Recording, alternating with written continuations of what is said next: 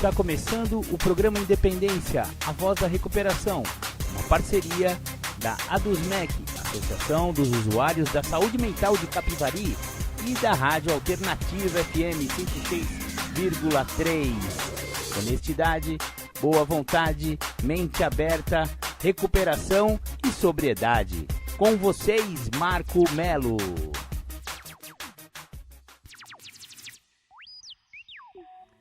Marco Melo sou eu e você já está no programa Independência, a voz da recuperação. Hoje, 15 de agosto de 2021. Hoje, o programa Independência está salpicado de recuperação. Falaremos a respeito do 8º passo no guia para trabalhar os passos de Narcóticos Anônimos, como vimos fazendo ao longo das últimas 8 semanas, exatamente. Cada semana um passo e hoje já estamos no 8º passo, bem avançados no programa de recuperação de Narcóticos Anônimos. Antes, porém, vamos começar com aquela do The Flanders que a gente sempre toca para abrir o programa Independência, um dia perfeito. Legal, voltamos aqui com o programa Independência, você ouviu? The Flanders, um dia perfeito. Essa música, a gente sempre abre o programa Independência, que ela fala do alcoolismo de uma pessoa de classe mais elevada, uma pessoa que teve condições, estudo, boa família, etc e tal, o que a gente pode chamar de alcoólico de luxo. E você vê que o alcoolismo, independente da classe social, ele também acomete a pessoa, exatamente. Então, se você é rico, pobre, negro, mulato, branco, amarelo, vermelho de bolinhas azuis, não importa. Qualquer tipo de credo, cor que você possa ter, você não fica imune de desenvolver o alcoolismo caso você tome o tal do primeiro gole. A doença do alcoolismo, ela acomete assim de 10 a 15% da população em geral, independente de qualquer outro fator. Então, muito cuidado com a droga álcool. O tóxico álcool é considerada a droga que mais mata. Isso aí é estatístico. É a droga que mais mata e é considerada a droga mais pesada que tem. Não é heroína não é crack não, é álcool. O álcool tem o problema de ele ser aceito na sociedade e ele é até incentivado. O álcool é associado à diversão, à brincadeira, a churrasco, enfim, né, praia, mulher bonita, homem bonito, enfim. Você vê aí propagandas de bebida, você até pensa que o álcool é uma coisa legal, mas o álcool, para quem tem a propensão a desenvolver a doença do alcoolismo, não é nada legal. Se você já está com problemas com álcool, procure Alcoólicos Anônimos já. O Giro pelas Irmandades, você fica sabendo de todas as reuniões de Alcoólicos Anônimos aqui de Capivari City. Legal? Bom, como falamos, hoje é o 8º passo do guia para trabalhar os passos de Narcóticos Anônimos. O 8º passo já é um passo assim bem avançado no programa de recuperação. Se você for analisar muito bem o programa de recuperação de Narcóticos Anônimos e de Alcoólicos Anônimos também, da onde ele é derivado, também funciona da mesma forma. No 8º e no 9º passos, são os 2 passos finais da recuperação individual. Opa, mas peraí, Marcão, você não falou que tinha 12 passos? Exatamente, o programa tem 12 passos. Porém, o passo 10º, 11º e 12º são 3 passos que vamos chamar assim de passos coringa. Por que passos coringa? Porque você pode, a qualquer momento, praticar esses passos, mesmo que você tiver com 1 dia de sobriedade.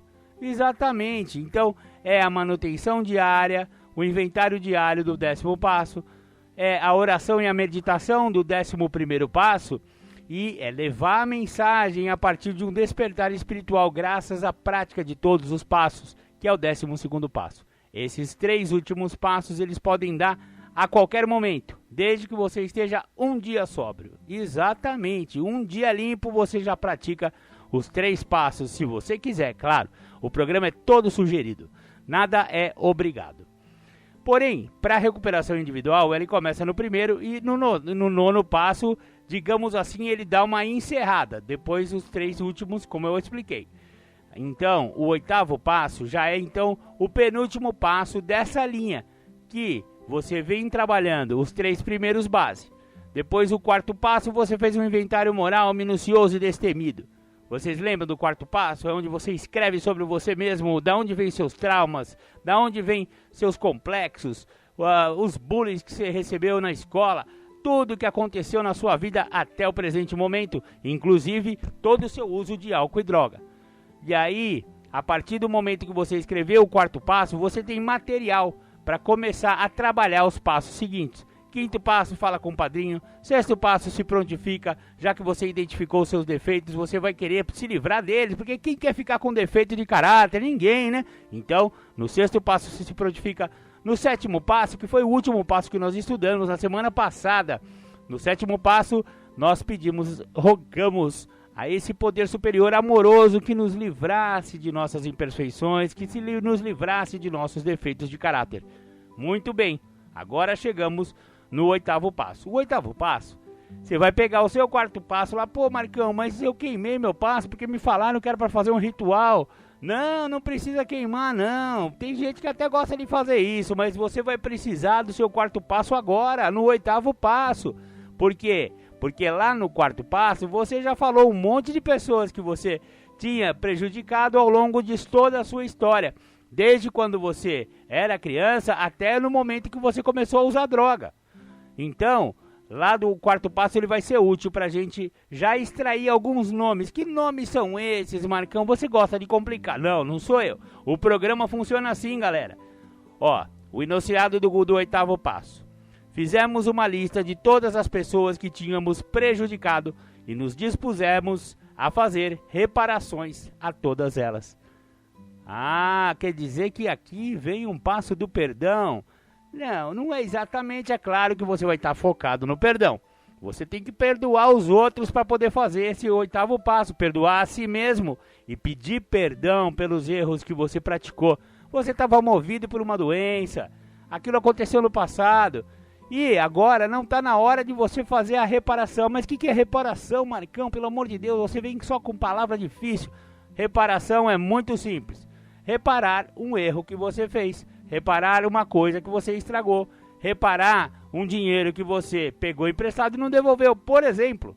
Então, se você quebrou a janela do vizinho porque você estava muito louco, chutou a bola lá, você vai lá e vai consertar a janela do vizinho. Se você bateu o carro da sua mãe que você pegou emprestado, você vai pagar o conserto. Se você xingou alguém porque você estava muito bêbado, brigou na família, estragou o Natal da família, derrubou o peru no chão. Olha quanta coisa que um bêbado pode fazer, um adicto pode fazer. Eu conheço um que ele entrou num velório que não era nem velório da família dele, ficou emocionado, chorou em cima do morto e derrubou o defunto. Parece que é engraçado, mas é verdade, é uma história verdadeira, real, de uma pessoa que eu conheci, que no uso de álcool e droga, ele derrubou o defunto de quem ele nem conhecia. Então, olha quanto pano pra manga, quantas coisas que a gente tem que fazer reparações. Então, nesse 8º passo, nós vamos desenvolver uma listagem das pessoas a quem havíamos prejudicado. Eu estou falando demais e já estou me adiantando aqui, então vamos ao texto do Guia para Trabalhar os Passos de Narcóticos Anônimos a respeito do 8º passo. Até este ponto, os passos focalizaram principalmente a reparação a nós mesmos e do nosso relacionamento com um Deus da nossa compreensão. Ao iniciarmos o 8º passo, trazemos outras pessoas para esse processo. Pessoas que prejudicamos em nossa adicção. Pessoas que prejudicamos em nossa recuperação. Pessoas a quem tivemos a intenção de prejudicar. Pessoas que prejudicamos acidentalmente. Pessoas que não estão mais nas nossas vidas. E aquelas de quem esperamos estar próximos pelo resto da vida.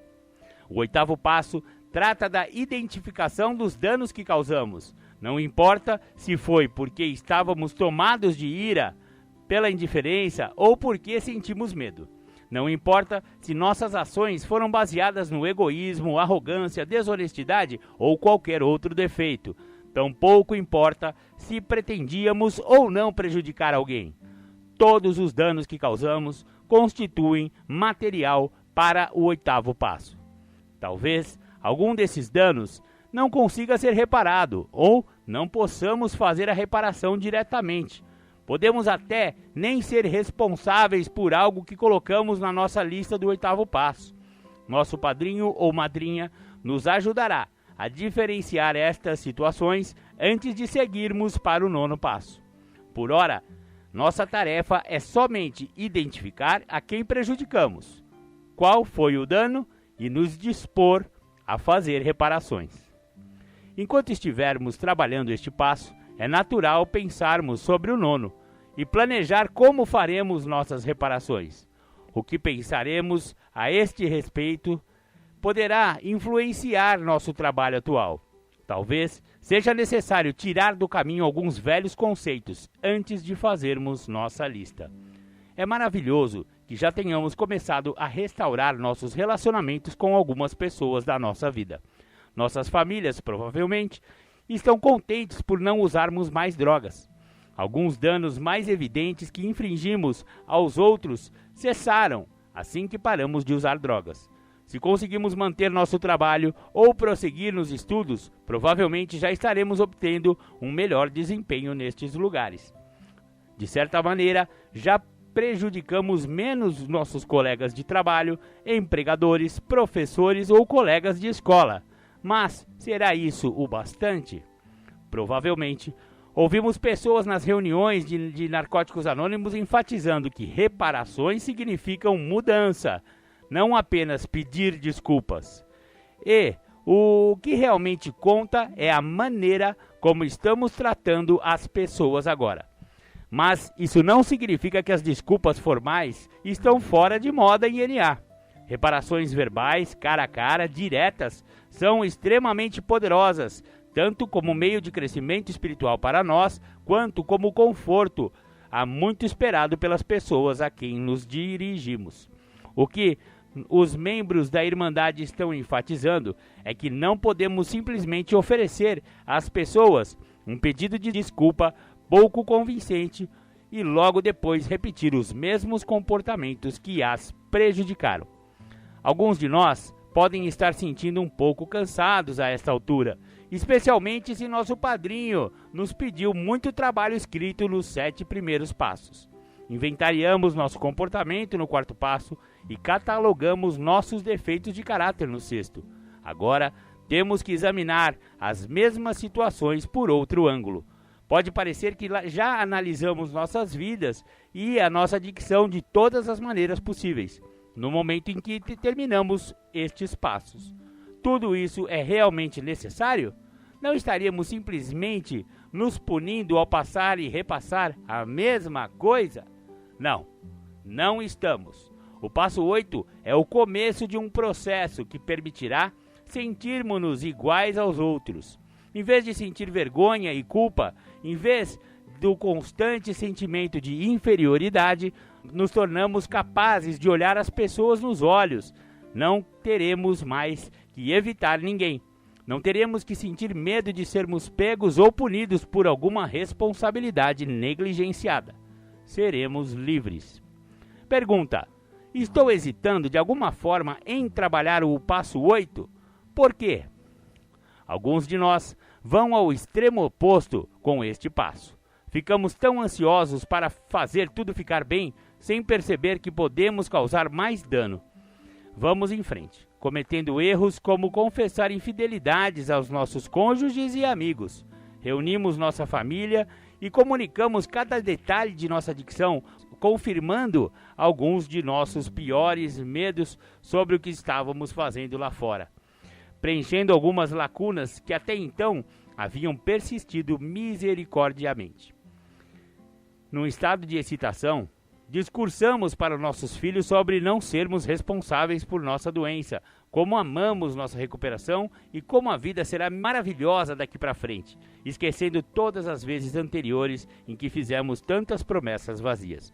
Um dia, invadimos a sala de nosso chefe, anunciamos que somos adictos.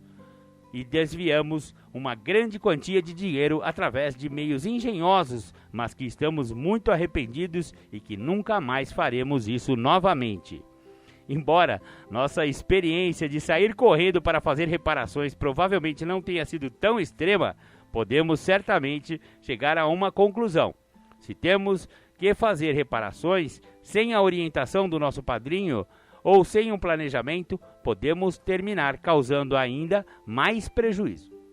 Pergunta: percebo a necessidade de ir com calma e consultar meu padrinho antes de fazer reparações? Em alguma situação causei um dano maior por me apressar a fazer reparações antes de estar pronto? Que situação foi esta? Alguns de nós ainda podem acreditar que somos basicamente boas pessoas, que nunca prejudicaram ninguém verdadeiramente, a não ser a nós mesmos. Se estivermos na dúvida sobre quem colocar na nossa lista de reparações, ou se tivermos uma vaga ideia de que nossa família faz parte dela, mas sem certeza do porquê, podemos estar passando por cima de algo, ou talvez a nossa negação ainda seja muito grande. Algumas vezes simplesmente não fomos capazes de ver a verdade sobre certas situações, mesmo após muitos anos em recuperação.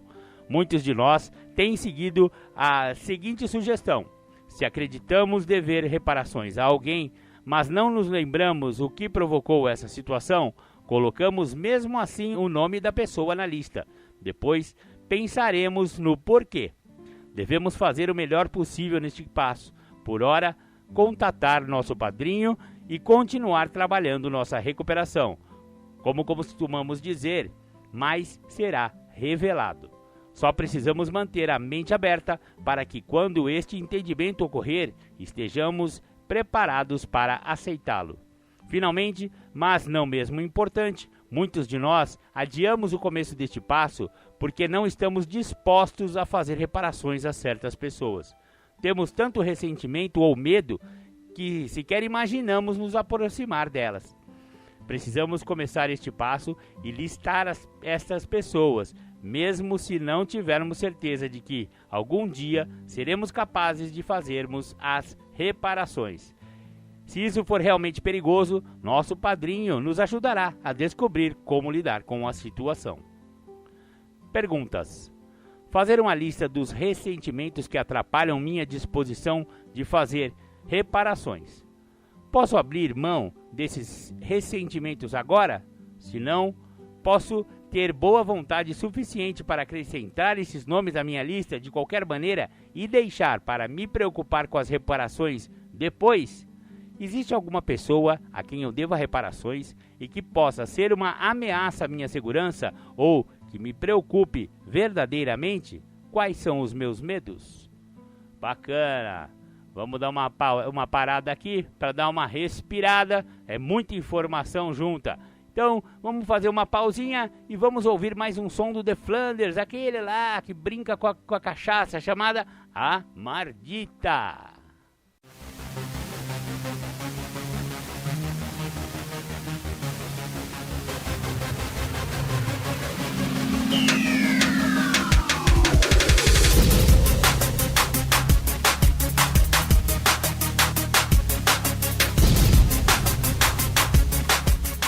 Você está ouvindo o programa Independência, a voz da recuperação.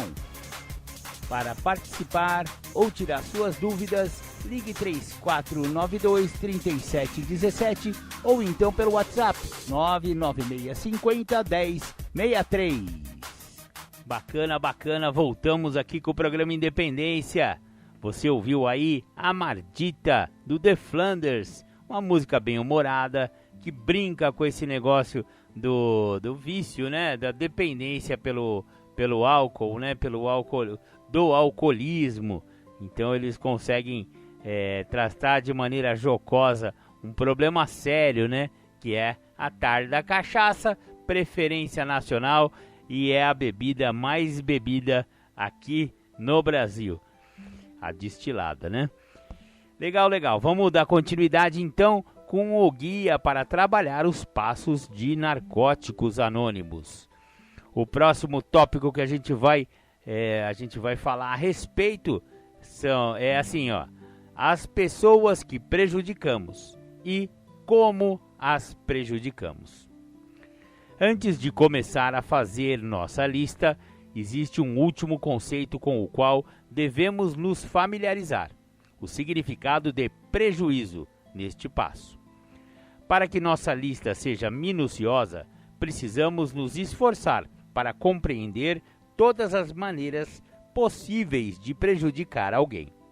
Algumas são óbvias. Por exemplo, se roubamos dinheiro ou bens de uma pessoa ou de um negócio, isso é, obviamente, uma forma de prejuízo. Além disso, a maioria de nós não tem dificuldade em reconhecer o abuso físico ou emocional como sendo um tipo de dano. Também existem situações em que não temos dificuldade de reconhecer que fizemos algo prejudicial, mas podemos não identificar quem, em particular, nós prejudicamos. Por exemplo, se colamos numa prova na escola, perguntamos: isso prejudicou o professor? Prejudicamos nossos colegas de escola? A nós mesmos? Os estudantes que vieram depois de nós vieram a pagar o preço da falta de confiança do nosso professor por causa da nossa desonestidade? A resposta para este exemplo é que todas essas pessoas foram prejudicadas, mesmo que só indiretamente. Elas pertencem à nossa lista do passo 8. Finalmente, chegamos aos tipos de prejuízo mais profundos. Eles podem ser os mais danosos, porque atingem as regiões mais vulneráveis do coração humano. Por exemplo, tinha um amigo. A amizade talvez fosse muito antiga, daquelas que duram anos. Emoções, confiança e até identidade pessoal estavam envolvidos na amizade que partilhávamos. O relacionamento era realmente importante para o nosso amigo, assim como para nós. Então, sem explicar, por uma razão real ou imaginária, nos afastamos da amizade e nunca tentamos reatá-la. Perder um amigo já é suficientemente doloroso, mesmo sem o peso adicional de não saber o porquê. Porém, muitos de nós infligimos exatamente esse tipo de dano a alguém. Prejudicamos o sentido de confiança daquela pessoa, e ela pode ter levado muitos anos para se recuperar. Uma situação similar foi termos permitido que alguém levasse a culpa pelo fim de um relacionamento, fazendo com que sentisse que não era digno de ser amado, quando na realidade ficamos apenas cansados do relacionamento e com preguiça de mantê-lo.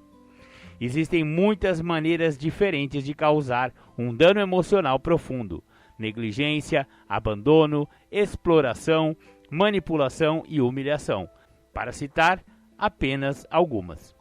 As vítimas e as pessoas legais entre nós podem acabar descobrindo que fizeram os outros se sentirem inferiores quando se passaram por pessoas melhores do que as outras, através de uma atitude de superioridade moral. Aqueles dentre nós que são competentes e autossuficientes podem encontrar nomes para a lista do 8º passo, pensando nas pessoas cuja oferta de ajuda e gestos de apoio rejeitamos. Outra dificuldade que muitos de nós enfrentamos ao identificar os tipos de dano vem da tendência automática de focalizar somente o tempo antes de pararmos de usar. É um pouco mais fácil para nós sermos rigorosamente honestos quanto ao prejuízo que causamos em nossa adicção ativa. Estávamos usando drogas na época, éramos pessoas diferentes. Entretanto, todos nós causamos danos durante a recuperação. Lembre-se, não importa se tivemos ou não essa intenção. De fato, todos nós provavelmente prejudicamos as pessoas com as quais partilhamos nossa recuperação, outros membros de NA. Podemos ter feito fofoca sobre eles, tê-los deixado sozinho, respondido com instabilidade à sua dor, interferido numa relação de apadrinhamento, tentado controlar o comportamento de um afilhado, ter sido ingratos com o nosso padrinho, roubado dinheiro da 7ª tradição, manipulado pessoas, usado nosso tempo limpo como fonte de credibilidade numa disputa de serviço ou explorado sexualmente um recém-chegado, para citar apenas alguns exemplos relativamente comuns. A maioria de nós passa por momentos extremamente difíceis ao relacionar essas situações no nosso 8º passo, porque a ideia de fazer reparações nos traz muito desconforto. Cobramos de nós um alto padrão de comportamento em relação à NA e temos certeza de que os outros também esperam mais de nós. O fato é que nossos companheiros de irmandade são especialmente propensos a perdoar, porque sabem o que estamos tentando fazer, mas, de novo, devemos evitar, neste momento, a preocupação com o 9º passo. Fazendo nossa lista. A primeira coisa a saber é que esta não é uma lista que possamos guardar de cabeça. Devemos anotar cada nome, o que fizemos para prejudicar a pessoa. Depois que está no papel, é difícil esquecer alguém ou voltar a negar as reparações que preferiríamos evitar. Se por alguma razão não conseguimos escrever, podemos utilizar um gravador ou qualquer outro método que, segundo nosso padrinho ou madrinha, possa nos ajudar a aproveitar ao máximo este passo. Quando estivermos prontos para iniciar a lista, sentamo-nos, relembramos as pessoas a quem prejudicamos e começamos a escrever. Alguns nomes serão lembrados imediatamente, outros virão ao pensarmos sobre os tipos de dano que causamos. Precisamos retomar nosso 4º passo e procurar qualquer informação que possamos extrair dele.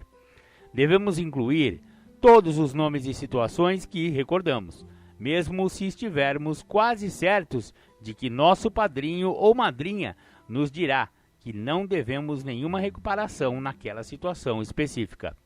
Quando repassarmos a lista com nosso padrinho ou madrinha, é sempre melhor riscar nomes do que lembrar daqueles que deixamos de acrescentar. Além disso, pode acontecer de nos lembrarmos de um acontecimento no qual causamos danos, mas não dos nomes das pessoas envolvidas. Devemos pelo menos listar o acontecimento. Para alguns de nós, pode parecer embaraçoso colocar a si próprio na lista. Podemos ter sido informados no início de nossa recuperação que fazer reparações a nós mesmos era uma ideia egocêntrica, que precisávamos parar de pensar em nós o tempo todo e começar a pensar nas pessoas que prejudicamos. Então, essa noção pode nos causar confusão. Provavelmente alguns de nós pensaram que a reparação deveria envolver uma recompensa por permanecermos limpos ou alguma outra realização. Podemos ter tentado nos compensar comprando coisas sem termos recursos ou entregando a outras compulsões. Na realidade, a maneira de fazer reparações a nós mesmos é abandonar comportamentos irresponsáveis ou destrutivos. Precisamos identificar as formas como criamos nossos próprios problemas, isso é, prejudicamos a nós mesmos através da nossa incapacidade de aceitar responsabilidades pessoais. Então, quando nos incluímos nessa lista, podemos relacionar os danos que causamos às nossas finanças, autoimagem, saúde, etc. Há também uma situação delicada que muitos de nós enfrentamos. E se tivermos prejudicado nosso padrinho ou madrinha, e ele ou ela não souber disso, mas puder vir a descobrir examinando nossa lista, nesta situação, devemos consultar outro membro cuja recuperação respeitamos, talvez o padrinho do nosso padrinho. Pergunta: fazer a lista das pessoas que prejudiquei e das maneiras específicas como prejudiquei cada uma delas. Não é nenhuma pergunta, né, galera? É uma tarefa, né? Legal. Vamos dar uma pausa aqui, vamos ouvir aí o rap da recuperação e já voltamos. O anonimato é o alicerce espiritual de todas as nossas tradições. Lembrando sempre de colocarmos os princípios acima de personalidades. O nosso maior objetivo é sempre levar a mensagem às pessoas que ainda sofrem. Eu agradeço a sua vida, JKS, porque graças a você, a mensagem chegou em mais um lar destruído. em mais uma vida dominada pelo uso abusivo e compulsivo das drogas e do álcool. Só por hoje, eu aprendi a lutar contra essa doença, ainda que seja um dia de cada vez. Só por hoje eu tenho a certeza que Jesus Cristo é a pessoa mais importante da minha vida. Glória a Deus. Só por hoje eu posso me apoiar em vocês, meus companheiros, até que eu possa caminhar sozinho. Mas não foi nada fácil. Colei, fiquei um tempo firmão, só não tinha percebido. Honestidade, mudança de comportamento, atributos pra poder ficar limpo. Foi só me achar forte, rapaz, pra liberar o inimigo. O monstro que vive dentro de mim, que a todo momento tem que ser combatido. Lá estava eu outra vez, tragando um pouco mais da morte, esquecendo tudo que havia aprendido. A minha impotência falando mais forte. Ainda não, isso ou aquilo tinha me acontecido. Bem pior de onde parei, como posso ter permitido? Alguém aí? Será que pode me escutar? Alguém aí?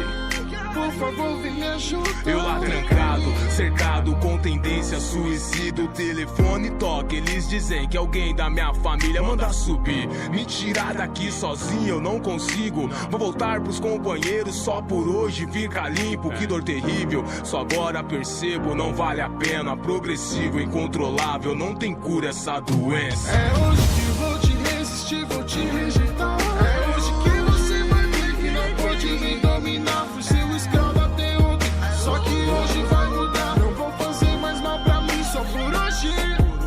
É hoje que vou te resistir, vou te rejeitar. É hoje que você vai ver que não pode me dominar. Fui seu escravo até ontem, só que hoje vai mudar. Não vou fazer mais mal pra mim só por hoje.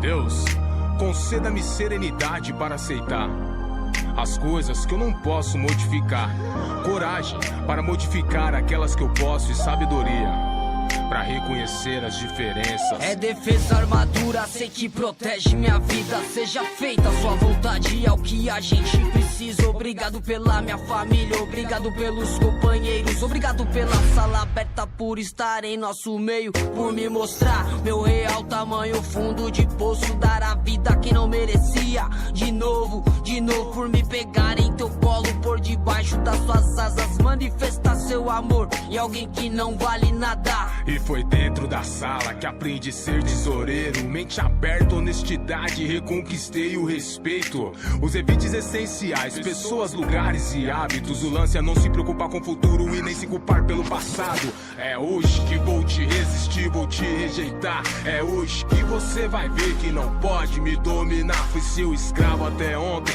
só por hoje vai mudar. Não vou fazer mais mal pra mim, só por hoje, só por hoje. É hoje que vou te resistir, vou te rejeitar. É hoje que você vai ver que não pode me dominar. Fui seu escravo até ontem, só que hoje vai mudar. Não vou fazer mais mal pra mim, só por hoje. Me ajuda, oh Deus, a andar nos teus caminhos. Me ajuda, oh Deus, a ser fiel a ti.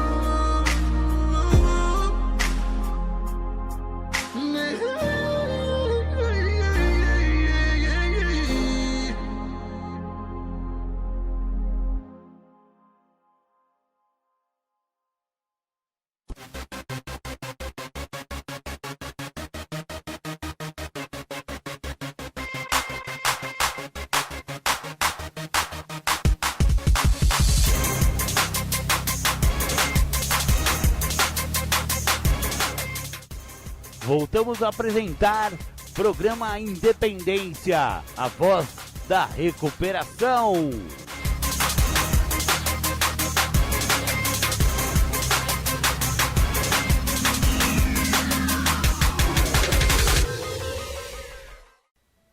Legal, voltamos com o programa Independência. Você ouviu aí o rap da recuperação.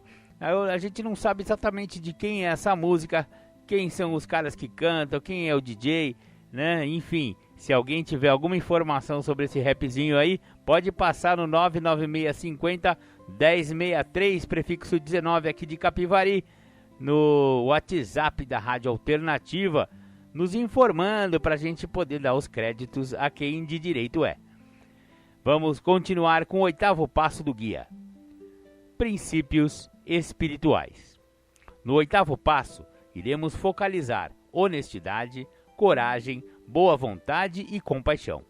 Para praticar o princípio da honestidade neste passo, aproveitaremos nossa experiência com os passos anteriores.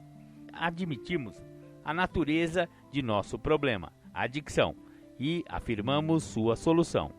Este foi um ato de honestidade. Fizemos um minucioso e destemido inventário moral de nós mesmos, e isto exercitou nossa honestidade. Extrair a natureza de nossas falhas de dentro da estrutura de nossa personalidade aprofundou ainda mais nossa honestidade. Então, temos alguma experiência em separar nas situações nossa responsabilidade da responsabilidade dos outros. Este é um nível de honestidade que precisaremos buscar no nosso 8º passo. Temos que esquecer ressentimentos, o hábito de culpar os outros, de acreditar que fomos vítimas inocentes e qualquer outra justificativa para os danos que causamos. Precisamos simplesmente colocar na lista. Perguntas. De que maneira determinar a natureza exata de minhas falhas é algo valioso no 8º passo? Por que é tão essencial que eu tenha clareza sobre essa minha responsabilidade? Que exemplos tenho de minha experiência com honestidade nos passos anteriores? Como aproveitarei essa experiência neste passo? Para praticar o princípio da coragem no 8º passo, é preciso colocar nossas vidas sob os cuidados de Deus. Não podemos restringir nossa lista às reparações que acreditamos que darão certo. Temos que pensar que nosso poder superior irá nos prover a bravura, humildade, força interior e tudo o mais que precisaremos para fazer qualquer reparação. Se tivermos que enfrentar alguém ou precisarmos aceitar as consequências de um crime pelo qual estejamos sendo procurados, seremos capazes de trabalhar isso com a ajuda de nosso poder superior. Pergunta: que exemplos tenho de minha experiência com coragem nos passos anteriores? Como aproveitarei essa experiência neste passo? Nós já falamos bastante sobre boa vontade, especialmente de nos dispormos a realizar as reparações. Mas precisamos de uma certa boa vontade para trabalhar este passo, que não diz respeito a fazer reparações. Primeiro, precisamos da boa vontade para fazer nossa lista. Não importa o que sentimos quanto a acrescentar um determinado nome à lista. Precisamos estar dispostos a acrescentá-lo. Também precisamos de boa vontade para praticar os outros princípios espirituais relacionados a este passo. Perguntas. Existem nomes que não acrescentei à minha lista? Estou disposto a acrescentá-los agora? Já terminei minha lista? O que fiz para aumentar minha boa vontade? Como me sinto tendo que rezar para conseguir boa vontade? Neste ponto da nossa recuperação, é possível desenvolver o espírito da compaixão. Antes do trabalho dos passos anteriores, estávamos tão presos a ressentimento, culpa e autopiedade que não conseguíamos pensar nos outros, ao mesmo tempo em que nos tornamos capazes de nos ver como seres humanos comuns. Começamos a perceber que os outros também estão fazendo o melhor que podem. Sabemos que estamos sujeitos a dúvidas e inseguranças periódicas sobre nós mesmos e sobre os outros. Temos o costume de falar sem pensar, assim como os outros. Percebemos que eles se arrependem disso, tanto quanto nós. Sabemos que estamos sujeitos a interpretar mal algumas situações e reagir a elas exageradamente ou minimizá-las. Por isso, hoje, Quando vemos os outros agindo em função de um defeito de caráter, sentimos empatia em vez de irritação ou raiva, porque sabemos o que nos faz atuar daquela maneira também. Quando pensamos que, como todo mundo, partilhamos dos mesmos sonhos, medos, paixões e falhas, nosso coração sente-se preenchido. Perguntas: estou começando a me sentir em contato com os outros? Descreva. Estou começando a sentir compaixão e empatia pelos outros? Descreva. Seguindo em frente. É essencial que conversemos sobre cada uma das reparações da nossa lista com o nosso padrinho. Não importa há quanto tempo estamos limpos ou nossa experiência em fazer reparações. Cada um de nós está sujeito a julgar mal uma situação quando trabalha sozinho, mas frequentemente descobrimos que podemos ver as coisas com mais clareza quando olhamos para as situações por outro ângulo. Precisamos do discernimento do nosso padrinho. Precisamos do seu encorajamento. Precisamos da visão de sua esperança. É surpreendente o quanto uma simples conversa com o nosso padrinho ou madrinha pode nos ajudar a entrar em contato com aquela força silenciosa que vive em cada um de nós. Quando afastarmos as influências que nos distraem e revelarmos a essência de serenidade, humildade e perdão, estaremos prontos para o 9º passo. Muito bacana! Então, este foi o 8º passo do Guia para Trabalhar os Passos de Narcóticos Anônimos. Maravilha, maravilha! Semana que vem temos o 9º passo para trabalhar. Beleza, galera? Beleza. Você vê que o 8º passo é um passo já bem avançado, mas a gente faz o 8º passo, ou seja, a gente faz a lista de pessoas a quem prejudicamos ao longo da nossa vida inteira, de toda a nossa trajetória, mesmo quando a gente estava usando, quando a gente parou de usar, antes da gente começar a usar, tudo vai para essa lista, independente de a gente fazer ou não a reparação depois no 9º passo. Não podemos pensar no 9º passo quando fazemos o 8º, para que não haja uma paralisação, entendeu? Para a gente não ficar com, eu tenho medo de fazer reparação para essa pessoa, aí eu não quero colocar ela na lista. Ou então, eu mesmo fico minimizando as coisas que eu prejudiquei, as pessoas que eu prejudiquei, as coisas que eu fiz, justamente para não entrar aquela pessoa na nossa lista. E não podemos fazer isso.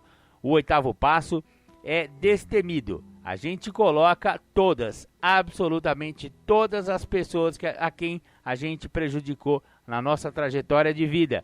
E depois, com a ajuda do nosso padrinho, a gente vê quais são as pessoas que a gente vai riscar, que o padrinho vai interpretar junto com você. Não, isso daqui não precisa de reparação porque você não prejudicou. Blá, blá, blá, blá, blá, blá, um por um, até que você chega à lista final de pessoas a quem você tenha deva reparações, né? Então, aí sim, você vai começar o 9º passo. E na semana que vem, trabalharemos o 9º passo. Agora, vou colocar o nosso companheiro Julião para falar sobre recuperação. Nós vamos falar um pouquinho sobre fundo de poço, desespero, isolamento, impotência, e eu quero falar também um pouco sobre as reservas dentro do fundo de poço e da impotência. O meu estado de desespero, meu estado de isolamento, meu estado de fundo de poço, ele só se apresenta quando eu reconheço que eu não sou mais uma pessoa que eu trazia aquele estereótipo, aquela nomenclatura do viciado, e agora eu trago o entendimento que eu sou doente. Quando eu trago esse entendimento que eu sou doente, eu consigo interpretar o meu fundo de poço, eu consigo entender o meu desespero, eu consigo reconhecer o meu isolamento. Enquanto eu não tenho essa interpretação de ser doente, enquanto eu fico na ideia de que eu sou um viciado e fico a escutar pessoas que trazem a ideia a elas mesmas que se eu não estivesse por usar álcool e droga, a minha vida era diferente, era uma vida exemplar, eu não consigo interpretar realmente o fundo de poço que eu me encontro, o estado de desespero e a situação de total isolamento que eu trago comigo mesmo. Eu preciso entender que é o seguinte, existem 3 aspectos que falam na literatura dos passos, na literatura dos anônimos, que se eu não der a devida atenção a ela, eu não entendo por que eu cheguei no fundo de poço. Quando eu entendi que a doença, ela trabalha no físico, no mental e espiritual, e que ela é progressiva, incurável e fatal, é que eu fui me dar conta do tamanho do fundo de poço que eu me encontrava. Então, eu não posso continuar dentro de fatores que me privam do benefício que esse programa tem a me dar. Um dos fatores que me priva dos benefícios que esse programa tem a me dar é negar a realidade daquilo que eu tenho, que é ser portador da doença. Eu não posso ficar a negar essa realidade trazendo uma ideia que me foi dada por outras pessoas, que eu tinha um vício e que se eu tirasse da minha vida esse vício, a minha vida ia ser melhor. Porque se eu ficar me dando esse privilégio, que assim eu posso falar, né, de negar essa realidade, me mantendo no que me priva do benefício do que o programa me oferece, que é interpretar realmente o fundo de poço que eu cheguei, por causa de tamanhos desesperos que eu chego, tamanha condição de isolamento que eu passo a viver, porque uma vez que eu entendo que aquilo que eu faço é uma doença, fica mais fácil de reconhecer o fundo de poço que eu me encontro, por causa que fica mais fácil de eu ver por que eu me isolo de pessoas, lugares e coisas e passo a viver dentro do meu total egoísmo emocional. O meu fundo de poço está nisso, está num estado egoísta de ser. Tão egoísta que eu não permito que pessoas, lugares e coisas façam parte. A única coisa que eu permito que faça parte é aquilo que me agrada, é aquilo que me favorece.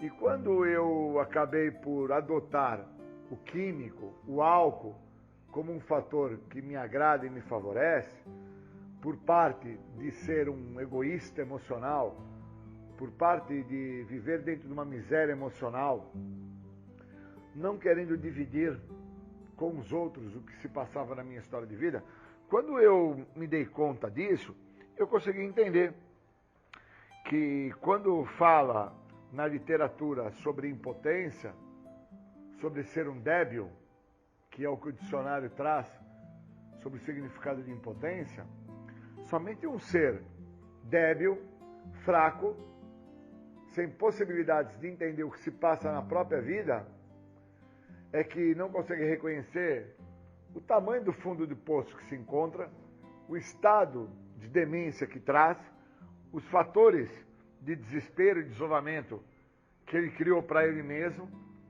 e que ele, através do uso de álcool e de drogas, nunca assim o percebeu. Mas quando me tiraram o uso de álcool e de drogas, que isso já tem hoje 25 anos que eu não faço uso, e que eu entendo que é uma parte que me faz falta, e algumas pessoas me perguntam, Júlio, mas por que ainda te faz falta o químico? Porque o químico não me deixava enxergar o estado de desespero. O químico não me deixava enxergar o meu total isolamento. E hoje, sem químico, eu enxergo os momentos de desespero que eu me encontro e o estado de isolamento, querendo resolver as coisas por minha conta, sem usar o que o programa me, de certa forma, me favorece, que é o pedido de ajuda. Então eu entendo que se existe uma forma para com que eu não dê certo através dos 12 passos, é sozinho. E se existe uma maneira a qual eu posso vir a dar muito certo dentro do que o programa me oferece, é pedindo ajuda. Então, quando eu consigo ter essa interpretação dessas duas vertentes, eu consigo sair do estado de fundo de poço, que eu crio ainda para mim hoje com 25 anos sem uso da substância. Então hoje fica muito claro para mim que não é o uso da substância que me faz ser adicto. Eu sou adicto de uma maneira de pensar, eu sou adicto de uma forma de agir, eu sou adicto de um jeito de ser, independente daquilo que, de certa forma, outras pessoas acreditam que é o que me prejudica, que é o químico, que é o álcool, que são as substâncias psicoativas. Então eu me encontro muitas das vezes, ainda hoje com 25 anos limpo, em estado de desespero, em estado de isolamento. Eu me encontro ainda hoje com 25 anos limpo, numa situação de fundo de poço emocional. Eu preciso sair disso. E a única forma que eu tenho para sair disso é o que o próprio programa de passos oferece. No segundo passo diz que nós falamos e ouvimos os outros, eles nos mostram o que está funcionando. No segundo passo diz que a perda do meu senso de limite é o que define a minha insanidade. E o primeiro passo, quando eu reconheço o tópico sobre a doença da adicção, que eu sou portador dela, porque o que me faz adicto não são as drogas, não é o meu comportamento, não é o álcool, mas sim a doença. No tópico da negação, quando eu reconheço que a negação é a menor parte dessa doença, porque existem outras situações que se mostram presentes, até mesmo dentro dessa situação do meu fundo de poço emocional, que são as justificações, as racionalizações, as desconfianças dos outros, as contra-transferências, o meu desejo imaturo de ser feliz, onde eu tento pôr a culpa, onde eu tento pôr responsabilidade, onde eu tento fazer com que o outro tenha que assumir aquilo que cabe à minha pessoa, reconhecer a minha pessoa e entender que eu sou o portador do problema. Quando eu, então assim, interpreto o processo e vou dando vazão à compreensão da minha fraqueza, da minha inutilidade, do meu desamparo, quando eu vejo aonde eu me encontro, eu realmente reconheço a ideia do fundo de poço. Sem droga, sem álcool, já por 25 anos, mas sofrendo ainda de um estado de desespero e de uma condição de isolamento, acreditando que eu vou solucionar as situações e as circunstâncias que a vida está se apresentando, sozinho, sem pedir ajuda, sem usar o que o programa me oferece. Aí uma pessoa me pergunta e me faz um questionamento, um estado de provocação à minha pessoa, dentro da ideia, qual é a importância dos passos? E aí eu percebo que os passos, eles chegam à minha vida com 20 anos sem uso do químico, de forma provocativa, para me elucidar. Os passos, eles me criam um evidenciamento da onde eu me encontro. E aí eu consigo, através do programa, através dos passos, através da ajuda que os passos me proporcionam, a entender que o meu fundo de poço, a situação que eu me encontro de ordem emocional, a situação que eu apresento de desespero, de isolamento, de desamparo, de fraqueza, a perda do meu senso de limite, o estado do débil, a qual eu represento, dentro do que o programa me mostra, que o meu maior problema não está com o uso da substância, ao contrário, se teve uma coisa boa na minha trajetória de vida foi o uso de álcool e de droga. Isso foi maravilhoso, porque enquanto teve o uso de álcool e de droga, eu não precisei olhar para o que me faltava, né? Me faltava fatores de acolhimento, me faltava situações de pessoas a me escutar, me faltava lugares aonde eu acreditava que se eu estivesse, eu assim, por estar lá, o local funcionaria de uma forma melhor. E quando eu começo a interpretar, através do evidenciamento do que os passos me proporcionam, que eu não sou único, eu não sou de tamanha importância a qual eu me dou, que muito do que me faz acreditar e que me gera um estado de desespero, um estado de isolamento, quando eu não entendo que eu não faço tamanha falta assim, em lugares, ou para com pessoas, ou para com algumas coisas a serem feitas, eu não faço tamanha falta assim. A minha arrogância, a minha prepotência, a minha soberba, a minha forma de interpretar, a minha exacerbação, a minha existencialidade, ela é tão doente quanto o que muitas pessoas acreditam, que se eu não tivesse por usar o álcool e a droga, a minha vida seria exemplar. Como eu também por muitas vezes acreditei que se eu não estivesse em determinados locais, fazendo determinadas coisas, andando com determinadas pessoas, as mesmas não conseguiriam ter uma vida exemplar, porque a vida delas depende da minha. É como se eu não existisse e as mesmas não pudessem respirar. Eu sou o oxigênio da vida delas. E por muitas vezes eu não entendo que eu sou a doença da vida dessas pessoas. Eu causo a ela tamanha engodo, tamanha dor, tamanho sofrimento, tamanho estado de desespero, tamanho estado de melancolia, que quando as mesmas buscam entender quem elas são, elas entendem o estado do fundo de poço emocional que elas trazem com elas, por não olharem para quem elas são e ficarem a olhar o que me falta. E enquanto eu estou a olhar e canalizar energia para fora do Júlio, eu não vejo o estado do fundo de poço que eu me encontro de fundo emocional. E quando que eu me melhoro através do programa de passo? Quando eu entendo esse estado de fundo de poço emocional. E entendo que não é a falta de casa, de carro, de barco, de moto, de lancha, não é a falta da mãe, a falta do pai, não é a falta da escola, a falta do trabalho, a falta do dinheiro que me proporciona chegar ao fundo de poço, a um estado de desespero, desamparo, isolamento. Não é não ter esses bens, essas pessoas à minha volta, que me gera o estado do fundo de poço. O que me gera o estado de fundo de poço é o estado de abalo emocional que eu trago comigo. Eu sofro de um desespero, eu sofro de um isolamento, eu sofro de um fundo de poço emocional que eu trago. E eu preciso usar o programa para compor essa parte que me falta. Se eu não usar o programa para compor essa parte que me falta, eu estou fadado dentro desse estado de desespero, dentro desse estado de isolamento, a tentar colocar algo que me preencha. Quando eu assim entendi, quando eu usei o álcool e a droga pela primeira vez, que eu me senti cheio, preenchido, me senti satisfeito, me senti realizado, eu não sabia que eu ia me tornar um escravo do uso de álcool e de drogas por 20 anos. Eu não sabia que o estado do uso ia me levar a um estado de desespero, de angústia, de sofrimento, de mágoas e de tristezas. Eu não tinha essa visão. E hoje eu entendo que tirou a droga, tirou o álcool e o estado de desespero continua. O estado de isolamento continua. Que eu preciso do passo, eu preciso do programa.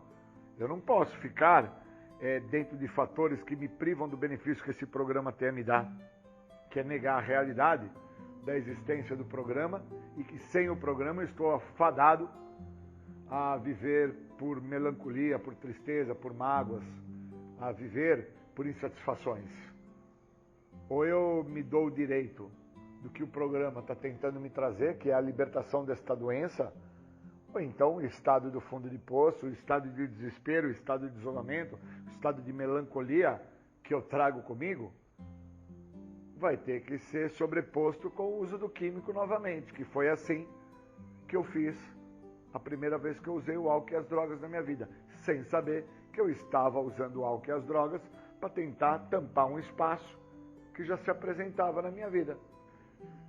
Então eu queria agradecer muito a esse dia por estar tendo esta interpretação sobre o estado de desespero, o estado de isolamento, o estado de impotência, o grau de debilidade, sobre as reservas que eu crio para com o que o programa tem a me oferecer.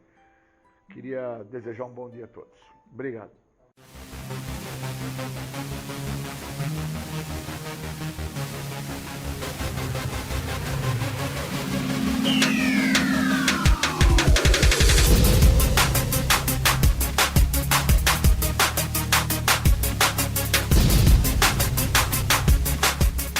Você está ouvindo o programa Independência, a voz da recuperação. Para participar ou tirar suas dúvidas, ligue 3492-3717 ou então pelo WhatsApp 99650-1063. Bacana, voltamos com o programa Independência, a voz da recuperação. Agora, no segundo bloco, vou deixar o comando do programa com meu querido amigo Bruno Góes. Bruno Góes com grande propriedade, vai falar sobre os 3 passos para aprender a dizer não. Para dizer não para quê? Para adicto, é claro, né? O canal do Bruno no YouTube, Codependência. Se vocês se interessarem, eu tenho certeza que vocês se interessam, pode colar lá no YouTube, coloca lá Bruno Góes, Codependência, e você vai se inscrever no canal do Bruno, que tem muita informação bacana. E o programa Independência sempre disponibiliza alguns áudios do Bruno Góes. Então, com vocês, meu amigo Bruno Góes. Hoje a gente vai bater um super papo bem legal sobre dizer não, né? Um tema bastante polêmico aí, né? As pessoas, os codependentes, têm muita dificuldade, né, em dizer não. É um assunto que vem sendo bastante discutido no grupo do WhatsApp e por esse motivo eu resolvi trazer aqui para a live, né? Então vamos lá, gente, vamos entrar no tema aí. Já tem uma quantidade de pessoas aqui, né? Já passou aí 6 minutos, já deu para fazer uma introdução, então vamos falar sobre o tema, né? Quando a gente fala sobre codependência, e é muito interessante isso, porque há uma maneira meio distorcida, né, de enxergar o problema, que a gente precisa tomar muito cuidado, porque senão a gente começa a se sabotar. A gente precisa entender que primeiro sou eu. Quem é o codependente da história? Quem é a pessoa hoje que precisa de mais ajuda? Quem é a pessoa hoje que precisa melhorar a sua vida? Quem é a pessoa hoje que precisa estar bem para que possa ajudar o adicto? Então a gente parte desse princípio. E aí, dentro desse contexto, né, de entender o que é a codependência e tal, eu sempre volto na adicção. Porque é óbvio, né, que o problema droga, ele tá em maior evidência. É óbvio, eu não tenho dúvida disso. O problema droga tá ali, estampado, não tem como negar. Mas e quando tira a droga? E quando para de usar? O que é que resta? O que é que sobra? Um indivíduo, talvez, extremamente obsessivo, compulsivo e egocêntrico. E é muito fácil da gente perceber isso. O indivíduo acabou de sair da clínica, acabou de sair de um tratamento, você nota com muita facilidade que ele não tem a capacidade de perceber aquilo que está acontecendo ao seu redor. O único interesse dele é aquele relógio de marca que ele tanto queria, aquela roupa, aquele celular, aquele carro, aquela namorada, e ele não se dá conta de que existe toda uma família, toda uma estrutura que passou um tempo ali cuidando, se dedicando, apoiando, ajudando, muitas das vezes abrindo mão de muita coisa para poder custear um tratamento. Muito raramente, mas muito raramente, eu vejo um adicto chegar no final do tratamento e falar assim: obrigado pai, obrigado mãe, obrigado esposa, por tudo que vocês fizeram por mim, né? Muito raramente eu vejo isso acontecer. O que eu vejo acontecer com muita frequência é o adicto terminar o tratamento e ele falar assim: nossa, eu tô cansado demais, preciso de umas férias. Não vejo a hora de poder comer aquela comida que eu não como há muito tempo. Ou seja, o que isso representa? Que esse indivíduo, ele continua focado, ele continua olhando somente para o seu ego, somente para as suas vontades, somente para os seus desejos. Logo, a codependência por si só, dentro desse contexto, também desenvolve esses mesmos padrões de comportamento. O codependente, ele desenvolve exatamente igual o adicto, o mesmo padrão de obsessão, de compulsão e de ego. O codependente, ele pensa com muita frequência, excessivamente, só no adicto. A única coisa que importa é o adicto. Eu só quero saber do adicto, porque eu preciso que o adicto esteja bem, porque a minha vida não estará bem enquanto o adicto não estiver bem, porque o adicto e dorme pensando no adicto e acorda pensando no adicto e só fala no adicto e só quer saber do adicto. Então, existe um fluxo de pensamento inesgotável, que não tem fim, que fica rodando, e a vida do codependente gira em torno do adicto. Isso é obsessão, excede o limite daquilo que é normal. Eu não estou falando aqui de preocupação. É natural existir uma preocupação, é natural a gente pensar na outra pessoa, mas existe um limite saudável para isso. Existe um limite saudável. E quando a gente excede esse limite ali, que já não é mais saudável, se torna obsessão. Principalmente quando eu já não consigo mais frear. Quando se torna involuntário. Quando eu já não tenho mais controle. Quando eu já não quero mais pensar e a minha cabeça não freia. Eu não consigo desligar. Eu deito na cama e o cérebro fica ali. Rodando e não para.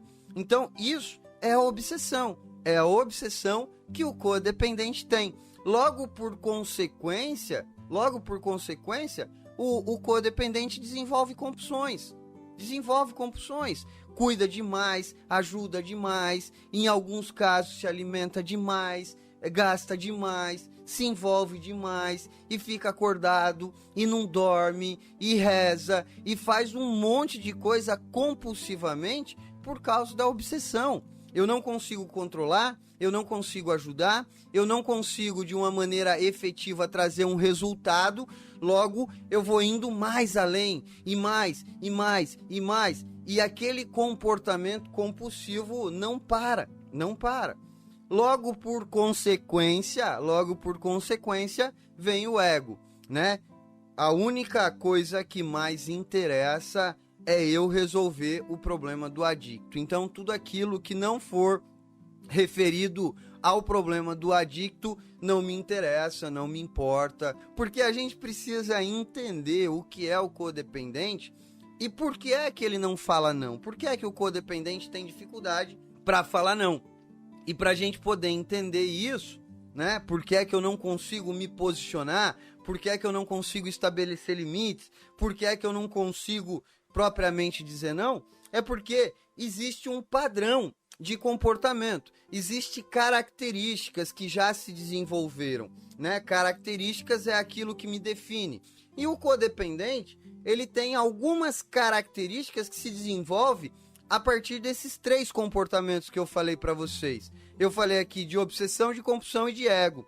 Logo, o indivíduo, né, a pessoa, o codependente, quer seja pai, mãe, esposa, esposo, irmão, irmã, logo essa pessoa, ela vai desenvolver algumas características para poder alimentar esse padrão de comportamentos. Esse padrão de comportamentos, eles não surgiram à toa, do nada, aleatoriamente. Eu dormi uma pessoa, entre aspas, normal e acordei obsessivo. Não. Existem características que alimentam isso. E a principal característica de todas que eu noto assim com muita facilidade é o sentimento de culpa. Inclusive, eu poderia dizer que essa é a pergunta mais frequente que eu recebo. Aonde foi que eu errei? Porque tá voltando no passado e tá remoendo o passado. Se eu conseguir voltar lá e resolver essa questão, o problema tá resolvido. Se eu voltar lá e achar esse ponto específico e conseguir ajustar ele, o problema está resolvido. E aí, assim, esse sentimento ele começa a surgir quando o adicto começa a apresentar os primeiros descontroles, né? O adicto, como eu falei, ele é um indivíduo, é uma pessoa que tem essas 3 características também. E elas não aconteceram por causa das drogas. Essas características, elas já existiam e a droga, ela entrou justamente nesse meio. A droga, ela apareceu justamente nesse contexto. Já existia um indivíduo obsessivo, logo pelo fato de ser obsessivo, existia uma compulsão por tudo aquilo que traga prazer e satisfação.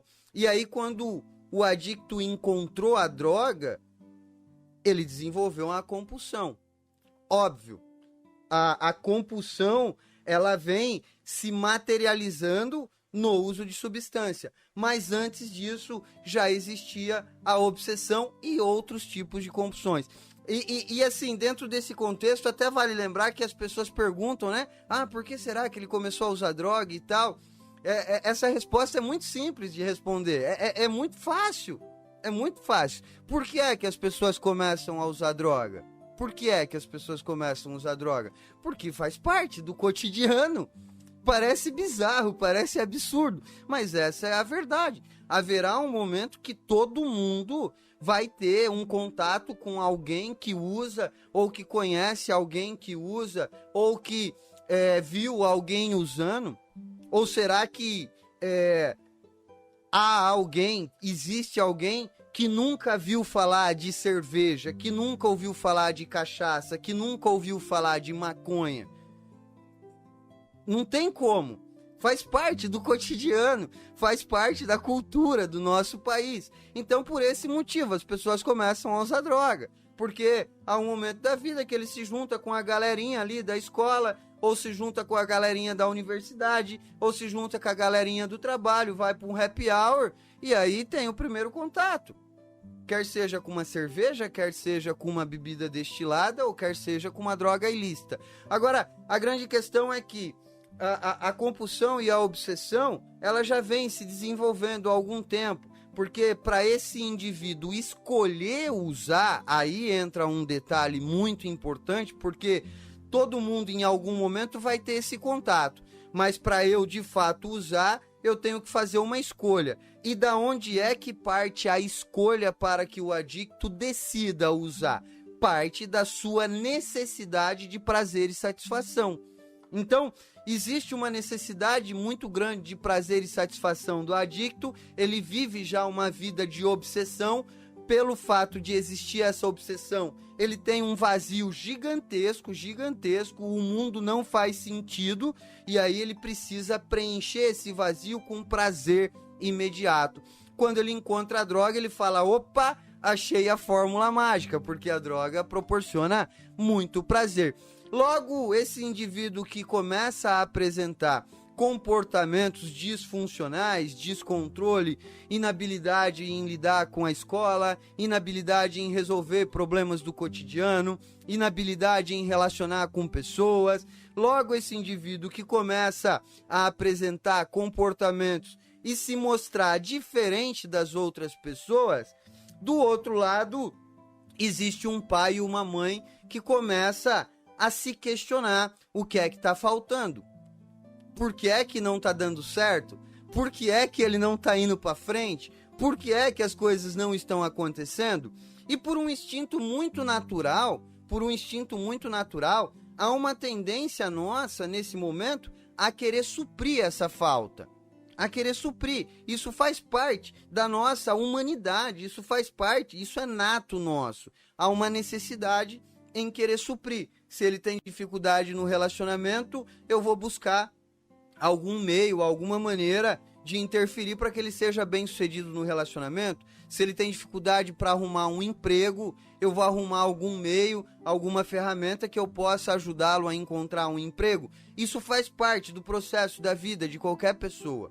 Isso é natural, né? Se a gente olhar para as estruturas familiares, todo mundo passa por isso. A grande questão é que o adicto, nesse momento, ele não se desenvolve. Há um período da vida em que ele começa a estagnar, né? Ele não evolui mais, ele não se desenvolve, ele não desenvolve maturidade, ele não desenvolve capacidade e ele começa a estagnar. O tempo começa a passar e logo pelo fato do tempo começar a passar, a idade, né, começa a chegar, as consequências do seu descontrole começam a ser compatível com a sua idade. Então, o adicto com 12, 13 anos de idade, as consequências da sua atitude é uma. Um adicto com 25, 30 anos de idade, as consequências das suas atitudes é outra, por mais que o fato seja exatamente o mesmo. Posso dar um exemplo muito clássico disso. Eu, com 12 anos de idade, não tinha esposa, não tinha filho, dependia totalmente do meu pai e da minha mãe. Se eu saísse de casa e voltasse no dia seguinte, as únicas pessoas que eram interferidas com esse meu comportamento era só meu pai e minha mãe. Talvez eu não causasse nem danos, talvez eles ficassem ali um pouco preocupados e tal, né? Um pouco de desconforto, mas era até que tranquilo. Hoje eu tenho 35. Se eu passar uma noite fora de casa, minha mulher surta. Gera uma desorganização, um descontrole extremamente grande. Então perceba que o fato é exatamente o mesmo, mas pelo motivo de a minha vida ter andado, o tempo ter passado, as consequências mudam. A grande questão é que o adicto ele começa a aprontar, o adicto ele começa a evoluir fisicamente, mas não mentalmente. Mentalmente ele permanece estagnado. As consequências começam a chegar e do outro lado o codependente começa a entrar em desespero, porque existe a pergunta: aonde foi que eu errei? Aonde foi que eu errei? O que eu deixei de fazer? O que eu deveria ter feito? Como se a adicção tivesse sido uma escolha. Como se o fato de ele ser um adicto fosse alguma falha que eu tive ali no processo de desenvolvimento desse adicto. E não é. Não é. Essa é a primeira questão que a gente tem que ter muito bem claro, em mente, e eu brigo muito com isso, eu falo muito disso. Gente, a adicção não é escolha. Assim como diabetes, assim como câncer, assim como outras doenças, não é uma escolha. Ninguém escolhe ser doente. Ninguém escolhe. Simplesmente acontece. E pode acontecer a qualquer um. Então, não dá para ficar procurando entender o que foi que aconteceu lá atrás, o que foi que eu deixei de fazer e tal, onde foi que eu errei. Pois eu vou te falar onde foi que você errou. Você errou um monte de vezes na sua vida.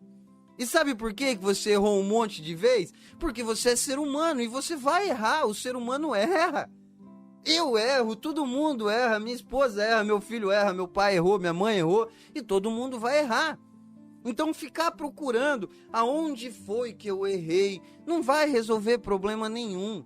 Não vai ajudar em nada, muito pelo contrário. Isso vai fazer com que você entre num processo de culpa tão grande e comece a carregar um peso tão desnecessário que não é seu. Que não é seu. Então, nesse ponto é onde entra a questão do não. Porque o adicto ele começa a se descontrolar, o adicto começa a desenvolver comportamentos, o adicto começa a trazer problema, e do lado de cá, pelo fato de existir uma culpa muito grande e aquela necessidade de suprir as dificuldades do adicto, eu começo a perder a noção, o senso do limite. Eu começo a perder o senso do limite. Coisas que não deveriam ser normais passam a ser normais. Porque eu começo a repetir por tantas vezes alguns comportamentos que eu começo a encarar como normal. Como, por exemplo, ficar noites e noites sem dormir, acordada, esperando o adicto chegar. Como pagar contas. O adicto vai lá, faz uma conta, não paga, volta para casa, eu vou lá e pago. Aí ele vai lá, faz outra conta, volta para casa, aí eu vou lá e pago. Aí ele compra um celular no meu cartão de crédito, aí eu vou lá e pago. Aí ele compra um tênis novo no meu cartão de crédito, eu vou lá e pago.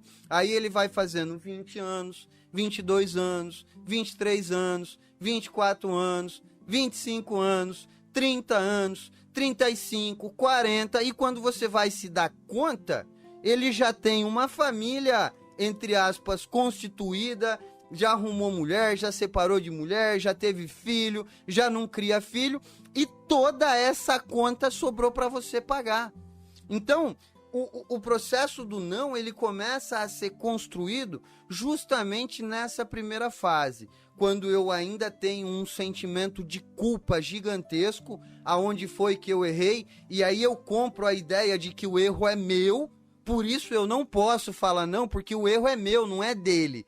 Eu deixei de fazer, eu poderia ter feito, eu tinha que ter sido melhor. E aí existe um processo de culpa muito grande, e justamente por sentir tão culpada, como se tivesse sido uma escolha minha, eu não consigo dizer não. Eu preciso fazer mais, eu vou fazer mais, eu preciso ir além, eu preciso fazer melhor, eu preciso, e eu acabo deixando de lado eu mesmo. Então, o processo do não, né, essa questão de que o codependente não consegue dizer não, na verdade não é uma questão de escolha, né? Não é porque o codependente escolheu, não é uma questão de pensar assim, porque agora eu vou falar não para tudo, porque as coisas não são assim. O não se tornou um padrão de comportamento, e esse padrão de comportamento ele tem um fundamento. O padrão de comportamento, ele foi fundamentado na sua culpa. O não, ele foi fundamentado nas suas racionalizações. O não, ele foi fundamentado no seu desespero, na sua angústia. Então, não foi do dia para a noite que isso aconteceu. Foi um processo que se construiu. E hoje, se você quer aprender a começar a falar não, não vai ser do dia para a noite também. O primeiro passo para você aprender a falar não é se livrar dessa culpa, entender que essa culpa não é sua, essa responsabilidade não é sua. Eu atendo famílias todos os dias eu recebo pedido de ajuda. Todos os dias alguém me procura e fala: Bruno, preciso falar com você. Todos os dias alguém me manda uma mensagem. E sempre a pergunta é exatamente a mesma. Eu tenho um filho que está usando droga e eu queria saber como eu posso ajudar. Eu tenho um marido que está usando droga e eu queria saber como eu posso ajudar. Eu tenho alguém na minha família que está com problema com droga e eu queria saber como eu posso ajudar. E nunca eu recebi uma mensagem assim: eu estou com um problema, a minha vida está de ponta cabeça e eu preciso de ajuda. Então, o primeiro passo para eu entender, para eu poder começar a falar não, é entender qual foi essa construção. A minha vida, ela foi desenvolvida, fundamentada num padrão de obsessão, compulsão e ego. Inclusive, teve uma discussão, acho que foi ontem lá no grupo, eu não acompanhei muito bem de perto, mas uma pessoa fala uma coisa, aí outra fala outra, aí entra numa discordância, aí meio que fica se alfinetando, aí vai pra lá e vem pra cá. Das outras vezes eu até me metia, sabe? Dessa vez eu falei, não, eu vou deixar o circo pegar fogo, que eu quero ver até onde vai esse negócio. Eu vou deixar, não vou falar nada, vou deixar o negócio rolar. E você vai olhar o contexto da discussão, é só ego, pô. São coisas que extremamente banais, não tem nada a ver. Se ofendeu porque o outro não falou do jeito que eu queria que ele tivesse falado, se ofendeu por causa disso ou por causa daquilo. É só ego, mais nada.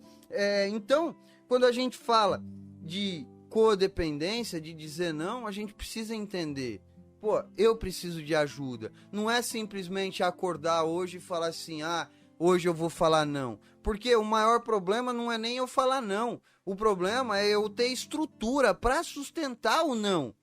Porque o maior problema de todos é que muitas das vezes eu até falei não, mas eu não consegui sustentar. Eu não vou te dar dinheiro e no dia seguinte tá lá o dinheiro. Eu não vou te dar o carro e no dia seguinte tá lá o carro. Eu não vou deixar mais você entrar em casa. Eu não vou fazer isso. Eu não vou fazer aquilo. Eu não vou fazer aquilo outro, mas no dia seguinte volta atrás e faz. Então, o maior problema de todos é não sustentar. E por que é que não sustenta? Porque não entende o processo. Porque não se dedica. Porque não busca ajuda. Porque não enxerga a sua responsabilidade com relação à sua codependência. Está olhando para o outro, está preocupado com o outro, está querendo resolver o problema do outro e está esquecendo do seu próprio problema. Eu desaprendi a dizer não através da construção de um processo. Não foi do dia para a noite. Foi um processo que aconteceu, cada vez eu me senti mais culpada, cada vez mais eu me fragilizei, cada vez mais eu adoeci, cada vez mais eu tive dificuldades na minha vida, cada vez mais eu abri mão dos meus princípios e dos meus valores, cada vez mais eu deixei de me cuidar, cada vez mais eu me tornei uma pessoa obsessiva, compulsiva e egocêntrica. Então, foi um processo que aconteceu ao longo de um tempo, logo para que eu aprenda a dizer não de uma maneira eficaz, também tem que ser uma construção. E essa construção ela tem que partir da onde eu estou hoje. Qual é a minha realidade? Qual é a minha condição? Hoje eu sou uma pessoa fragilizada?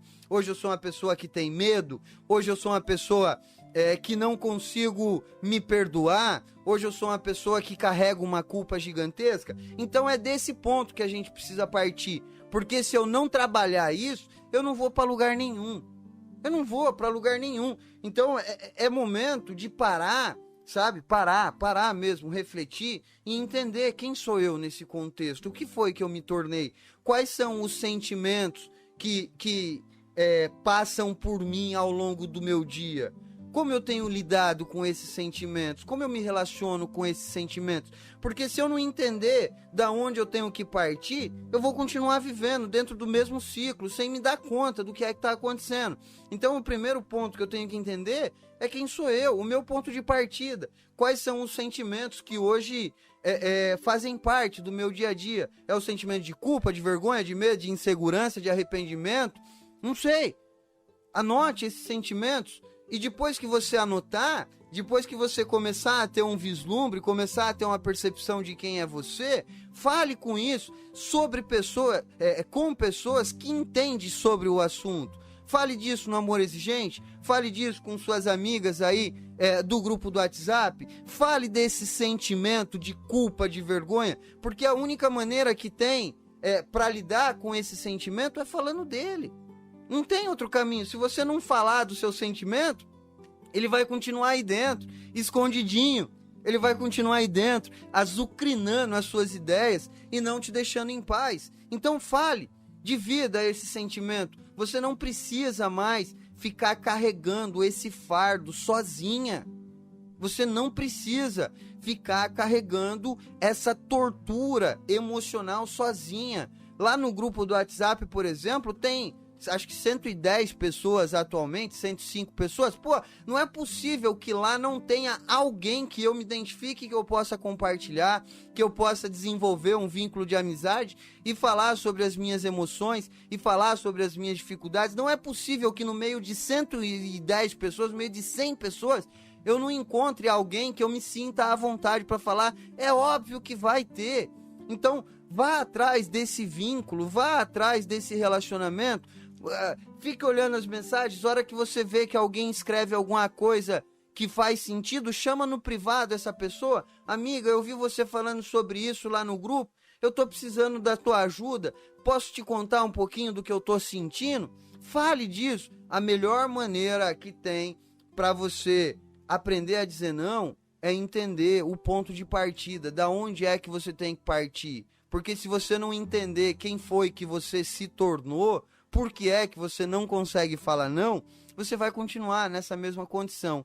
Então eu entendo quem sou eu e eu divido com outras pessoas quem sou eu, porque eu preciso aliviar essa carga do presente. O meu presente, o meu dia a dia, a minha convivência, ela tem que se tornar mais saudável, ela tem que ser uma convivência boa. Enquanto eu estiver vivendo essa tortura, eu não vou conseguir ir para lado nenhum. Então, eu preciso trabalhar o meu presente, o meu agora. Eu preciso dividir, eu preciso aliviar essa carga. Então, o primeiro passo é entender quem sou eu nesse contexto, é entender quais são os meus sentimentos, quais os sentimentos que eu carrego ao longo do meu dia. Divido isso com outras pessoas para poder aliviar a minha carga do presente. Aí eu começo a aliviar a minha carga do presente, aí eu preciso olhar para onde eu quero ir. Para onde eu quero ir. E isso talvez pareça meio óbvio, meio simples, né? Mas na verdade não é. Na verdade não é. Eu olho para onde eu quero ir e eu entendo que para que eu consiga chegar naquele lugar, eu vou ter que abrir mão de algumas coisas. Porque não dá para eu fazer uma escolha e levar tudo comigo. Para eu fazer uma escolha, para eu chegar num lugar, eu vou ter que abrir mão de outras coisas. Por mais que seja meio óbvio isso, mas no fundo, a gente olha para onde a gente quer ir, a gente deseja o resultado que a gente quer ter, a gente almeja um futuro para nós, mas a gente não se preocupa com o que é que a gente vai ter que abrir mão. Então, se eu quero me tornar uma pessoa que sabe dizer não, esse é o resultado que eu quero para minha vida, eu preciso entender que eu vou ter que abrir mão de algumas coisas. Porque como é que uma pessoa consegue dizer não? É muito simples, quando é uma pessoa decidida e sabe o que ela quer da vida dela. A pessoa que diz não é uma pessoa que está decidida. Então, para eu dizer não, eu tenho que ter isso muito bem claro. Para onde eu quero chegar e o que é que eu vou ter que abrir mão. Senão eu não vou conseguir dizer não. Senão eu não vou conseguir falar não. Por que é que eu preciso dizer não pro adicto? Porque ele interferiu na minha vida a tal ponto que hoje eu já não tenho mais vida. Hoje eu já não tenho mais paz. Hoje eu já não tenho mais sossego. Hoje eu já não consigo mais ir no salão de beleza. Hoje eu já não consigo mais pintar as unhas. Hoje eu já não consigo mais conversar com as minhas amigas. Hoje eu já não consigo mais ter uma vida social. E eu gostaria de ter uma vida de volta. Eu escuto muita gente falando isso. Muitas mães, muitas esposas falando, Bruno, eu quero minha vida de volta. E aí, o caminho é muito simples. Se eu quero a minha vida de volta, eu preciso olhar para frente e traçar qual é o caminho que eu vou ter que seguir para que eu consiga chegar lá. E dentro desse caminho, eu vou ter que abrir mão de algumas coisas, porque nem tudo será compatível com essa vida que eu vou viver. Ah, Bruno, mas isso na teoria é muito fácil, na prática é um pouco diferente. Sim, concordo, na prática não é nada fácil. Na prática não é nada fácil. Eu não tô falando aqui que é fácil não, mas se você não der o primeiro passo, e se você não começar a caminhar em direção, e se você não tiver clareza sobre isso, se isso não tiver bem desenhado na sua mente, mais difícil vai ser ainda. Mais difícil vai ser ainda. Muito provavelmente você não consiga. Se você não parar e desenhar exatamente para onde você quer ir, quem você quer ser daqui 1 ano, 2 anos, 5 anos, quem você quer ser daqui 6 meses, aonde você gostaria de estar daqui 6 meses, daqui 1 ano, qual é a condição de vida que você quer para você, e traçar um caminho para isso, você vai continuar parada. Você vai continuar estagnada, vivendo ao entorno de um problema, tentando resolver um problema que não é seu. Então, entenda que para eu poder dizer não, é como se eu tivesse que fazer uma escolha. É a minha vida ou é a vida dele? É o meu momento de paz e serenidade ou é o transtorno e o atormento que ele traz para minha vida? Então, é uma questão de escolha. O que é compatível com essa vida e o que não é compatível com essa vida. Então, primeiro ponto, entender quem sou eu, ter uma visão mais clara sobre mim através dos meus sentimentos, esvaziar essa carga do presente, essa carga emocional que a gente carrega, para que eu comece a ter um suspiro, né? Para que eu possa começar a suspirar. E depois de aliviado isso, a gente vai para o segundo passo, que é desenhar para onde eu quero ir. Então não acredite em fórmula mágica, não acredite que dizer não é algo que vai acontecer na sua vida do dia para a noite, não, porque amanhã eu vou acordar uma pessoa extremamente diferente e amanhã eu vou falar não para tudo e amanhã a minha vida vai mudar e o milagre vai acontecer e eu vou transformar tudo. Não, isso não vai acontecer. A probabilidade disso acontecer é praticamente nula, Então, nesse contexto, desenhe para onde você quer ir. Desenhe para onde você quer ir. E o terceiro ponto, o terceiro passo para eu aprender a dizer não, é eu colocar nesse caminho, tudo aquilo que não pertence à vida que eu quero. Tudo aquilo que não pertence. Então, é muito simples. Pô, eu trabalho numa clínica hoje que eu me orgulho muito dessa comunidade onde eu trabalho. Eu honro muito a camisa que eu visto.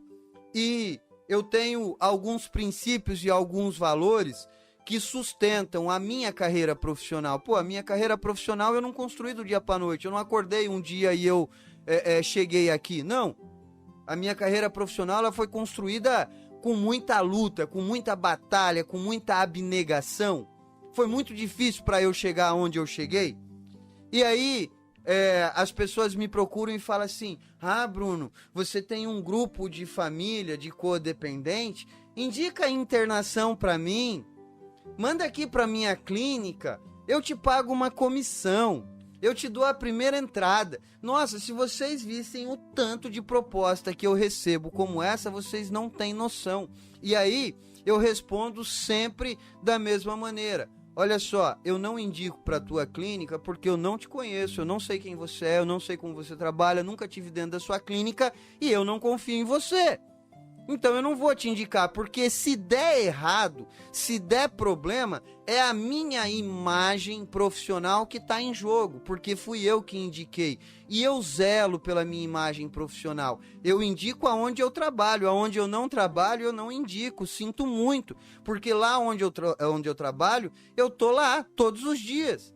Eu tô vendo o que está acontecendo. Eu tenho uma responsabilidade. Aonde eu não trabalho, eu não tenho esse controle. E eu não vou dar de presente assim 17 anos de uma carreira profissional na mão de uma pessoa que eu nem sei quem é. Então, por que é que eu digo não para as pessoas? As propostas, elas são muito tentadoras. As propostas, elas são muito tentadoras. Pô, Bruno, eu te dou a primeira parcela do tratamento. E vocês sabem mais ou menos quanto custa um tratamento, quanto custa a primeira parcela? Bruno, eu te dou a primeira parcela do tratamento, eu te dou 20% de comissão, eu te dou isso, eu te dou aquilo, eu te ajudo com isso, eu te ajudo com aquilo. Pô, são propostas financeiras que certamente seria um dinheiro que me ajudaria muito. E por que é que eu não troco? Porque eu tenho muito bem claro, eu tenho princípios e valores na minha vida que eu não vou abrir mão deles. Eu não vou corromper com eles a troco de um dinheiro que eu não sei se amanhã ou depois vai dar certo. Então, eu sei aonde eu quero chegar, eu sei da minha construção, eu tenho uma carreira profissional, hoje eu estudo e trabalho muito, muito, muito, muito mesmo. Eu me dedico muito à minha carreira profissional. E muitas vezes eu preciso dizer não para um monte de gente. Eu preciso dizer não. Então eu consigo dizer não para essas pessoas. Pô, Bruno, mas você recusa R$2.000, R$5.000, R$10.000, você recusa? Sim, eu recuso. Eu recuso. Muitas das vezes é o dobro do meu salário. É 4 vezes o meu salário, é 5 vezes o meu salário. E eu recuso. E por que é que eu recuso? Porque eu tenho muito bem claro o que é que eu vou ganhar e o que é que eu vou perder se eu continuar no caminho aonde eu estou. Então o caminho que eu sigo hoje não é um caminho ao léu, não é um caminho aleatório, não é um caminho assim, porque Deus vai fazer por mim, porque o futuro a Deus pertence, porque se Deus quiser vai dar certo. Não, quem faz as oportunidades da minha vida sou eu. Eu sou responsável por isso. E o caminho que eu traço, ele foi desenhado por mim. Por mim. Eu não estou aqui ignorando um Deus. Não, minha vida tem muitos milagres, acredito muito num Deus, sou muito grato a Ele. Enfim, mas a grande questão é que se eu não assumir essa rédea, se eu não assumir esse controle, eu não vou para lugar nenhum. E eu vou continuar vivendo refém do sim. Eu vou continuar vivendo refém da vontade dos outros. Eu vou continuar me prostituindo. Me prostituindo. E talvez essa palavra soe meio pesado, né? Me prostituindo, porque logo a gente associa a sexo, essas coisas. Mas compreenda que quando eu troco a mim mesmo por algo material que tenha um preço, eu tô me prostituindo. Eu tô me prostituindo. Quando eu troco a minha liberdade, a minha paz, quando eu troco os meus valores por aquilo que tem preço, eu tô me prostituindo. Então, eu gostaria de deixar bem claro para vocês esses 3 passos, né? Acho que, assim, são um ponto de partida, um pontapé inicial. Se vocês conseguirem colocar em prática isso, eu tenho certeza absoluta que vai transformar a vida de vocês, vai abrir um mundo à frente de vocês, vai abrir um leque de oportunidades e muita coisa vocês vão conseguir mudar. Então, inclusive dizer não, né? Eu diria que vai acontecer muito além de dizer não, mas você vai aprender a dizer não. Você vai conseguir entender por que é que você tem que dizer não. Porque todas as vezes que você deixa de falar não, você está se vendendo, né? Então, acho que é isso. Se não partir de mim a ação, eu não vou para lugar nenhum. Eu não vou para lugar nenhum. Se eu não der o primeiro passo ali, se eu não apertar o primeiro botão, se eu não escrever o que eu quero saber, eu não vou chegar em lugar nenhum. Então tem que partir de mim. Eu vou em direção. Eu não fico esperando. Eu vou em direção. Então acho que é isso, né, gente? Pô, foi muito legal o bate-papo aqui hoje. Praticamente 1h30 de bate-papo. Muito obrigado pela presença e participação de todos. Beijo no coração de cada um. Fiquem com Deus e até quinta-feira que vem, às 21 horas, aqui no YouTube. Até mais. Muito obrigado, meu amigo Bruno Góes, pelo seu tema muito bem desenvolvido. Bacana, bacana, de verdade, Brunão, muito legal. A família, tenho certeza que as famílias capivarianas aprenderam muito aí com a sua live aí, que eu disponibilizei no programa Independência. Aliás, já passamos do nosso horário, o programa Independência vai ficando por aqui. Beijo no coração de todos, muito obrigado pela audiência e até domingo que vem. Abraço, tchau, tchau!